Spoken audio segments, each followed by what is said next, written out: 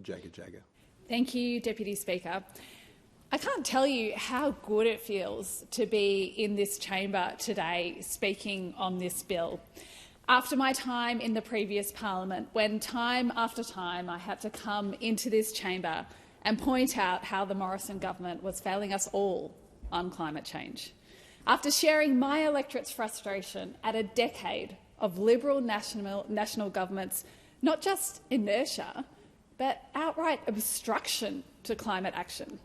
More interested in running a culture war than protecting our future.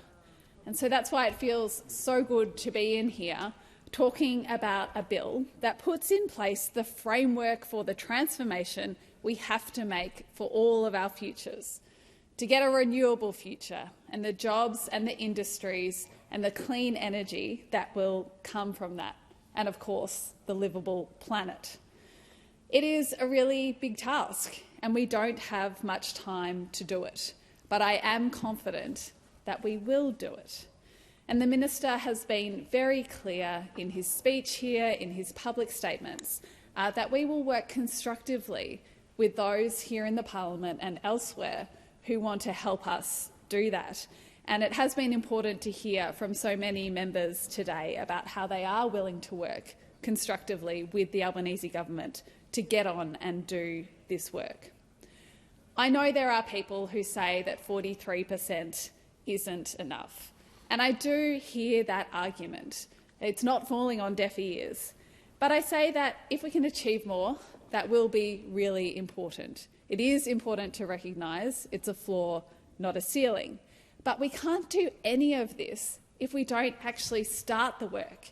If we keep quibbling, if we keep arguing, if we keep delaying, we don't start the work. And we know that business wants to get cracking. We know that state governments already are. And what has been standing in their way has been federal government obstruction from the previous government. In fact, we've got groups coming together like the Australian Industry Group, the Australian Energy Council, the Australian Conservation Foundation and the Australian Institute of Company Directors, quite a diverse group of interests there, all coming together to recognise and say that the lack of a settled policy is what is hurting Australia at the moment. So we have to get this framework in place and we have to start the work. We can't continue to delay. And on that note, I would really urge those opposite to consider their role in providing a settled framework for Australia. Don't get distracted by starting a new culture war around nuclear. The work's been done.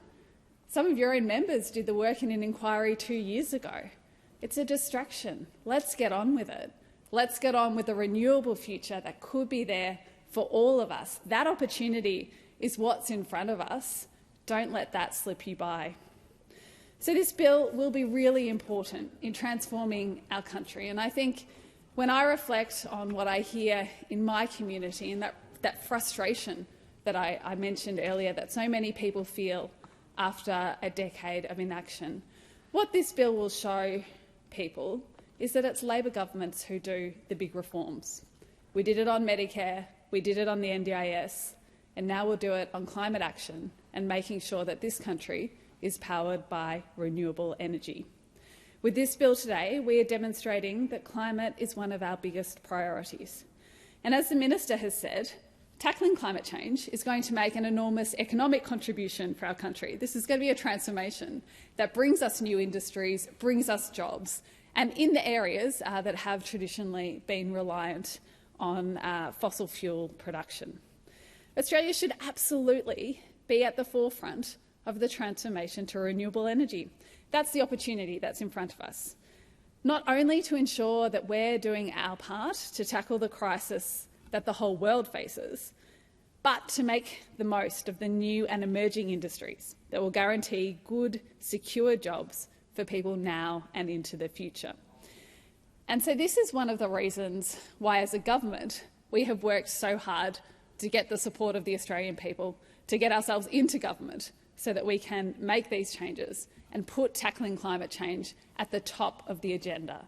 And I know for me personally, and I have said this to my electorate so many times, it is one of the main reasons I am in this place, to make sure that we do get on with this work, this huge transformation we have to make for all of our futures. We are running out of time for us, for our country, and for our planet. We must act on climate, and that is what our government is doing. It won't be easy, but we are getting on with it. Of course, the framework that sits behind a lot of this is our Powering Australia plan, which we took to the election, backed by extensive independent modelling and really well-detailed and well-thought-through policy that sets out how we are going to support this transition to renewable energy by investing in the transmission and storage needed to balance the electricity grill, and of course by leading to lower energy prices and, as I said, new jobs and new industries. 604,000 jobs, in fact, is what our modelling for that plan shows, and spurring $76 billion worth of investment across our country. And again, I know in my community many people are looking forward to the opportunities that will bring in terms of new skills they may be trained in, new job opportunities and new ways for them to lead their life. We will see parts of this plan rolled out in our communities. We've made a commitment to deliver community batteries and solar banks right across Australia, including one in the Belfield area in my electorate. And I very much hope that that Belfield battery will be just the start of my community and others making that switch to storage. I know there are many groups across Jagga Jagga who have been doing some work on the feasibility of having their own batteries. I commend them for that work. Keep talking to me about that. I'll keep advocating for us to get more batteries in Jagga Jagga. Of course, supporting $3 billion of investment in renewables and manufacturing and low emissions technologies through our government's National Reconstruction Fund, training new energy apprentices, new jobs. I know that my TAFEs in Heidelberg and Greensborough will be looking at the opportunity to expand the skills offering that they provide in that space. And of course, accelerating the uptake of electric vehicles. I am sure I am not the only member in this place who has many, many members of their community come to them and say, why are electric vehicles so expensive? What's the government going to do about it? Well, rest assured, we are going to do something about it. So, Deputy Speaker, it's been heartbreaking to watch this past decade of missed opportunities on climate. Every failure to act has cost us valuable time, and we don't have much left. So I sincerely hope that, after all this inaction, this is the parliament that gets on with it, that sets the framework, that makes sure that we are on the right path to the renewable energy future that we should all have, not just for our generation, but doing the work that parliament should do, where we look at what we're providing for the generations to come. This can't just be about what works for us in the here and now. It has to work for those who are to come. The climate wars have to come to an end. It is time for us to work together, to listen to what the country has told us, that they want us to work together, that they want us to get on with this, and to take climate action to switch to renewable energy. What better way for this place to demonstrate that we are all ready to do that than to support this bill that is before us today, to get on with the work. With this bill, our Labor government is making it clear that climate change is one of our biggest priorities. We will not let the chance to tackle climate change slip us by.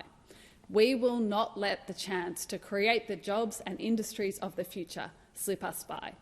We will feel the responsibility we have to this generation and future generations to act on climate change. We are showing that from the very start of this 47th Parliament, we will close the door on the past decade of inaction. I sincerely hope the climate wars have ended, because we do need our country to be able to work together to fully embrace action on climate change and fully embrace the transformation to our economy that will come with that. And it's on that basis that I commend this bill to the House.